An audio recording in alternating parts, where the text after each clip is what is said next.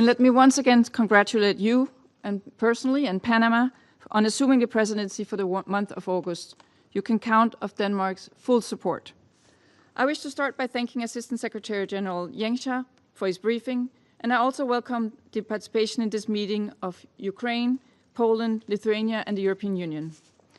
Mr. President, some may question why this Council is meeting to address the situation in Ukraine today, once again, just over 24 hours since we last convened on this issue. The sad truth is that just hours before we sat here yesterday, reiterating our support for Ukraine's sovereignty and territorial integrity, Russia was busy attacking Ukraine in one of the most vicious and violent attacks so far in this long, tragic war. Ukraine's capital, Kyiv, was particularly targeted.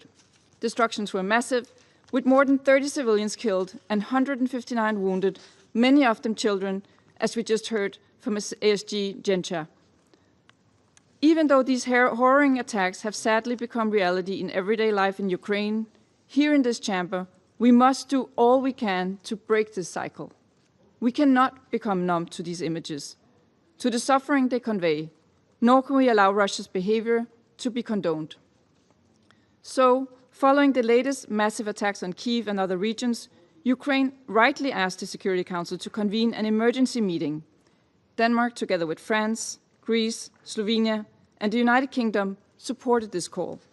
We did so because we believe that as the primary body for maintenance of international peace and security, it is our collective responsibility to respond. Mr. President, as we've heard, in just one night, Russia launched over 300 drones and missiles at Ukrainian cities, with devastating impact on civilians and civilian infrastructure. We cannot accept this. No country who signed the UN Charter should accept this. We recall that civilians and civilian objects are protected under international humanitarian law and must not be targeted. Denmark strongly condemns these attacks. It is clear that the string of attacks is escalating in intensity and that Russia relentlessly continues its illegal invasion. These are not the actions of a country interested in peace. Mr. President, we strongly call on Russia to agree on an immediate and unconditional ceasefire without any delay, a ceasefire that Ukraine has long been ready to agree to. Denmark reiterates our call for a comprehensive, just, and lasting peace in Ukraine, in line with the purposes and principles of the UN Charter.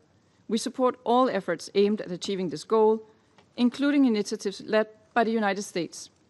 We urge Russia to engage in the peace talks constructively and in good faith.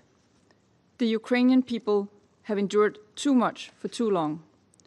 Peace is long overdue, and we truly believe it is within reach if Russia finally realizes that its illegal war of aggression needs to end.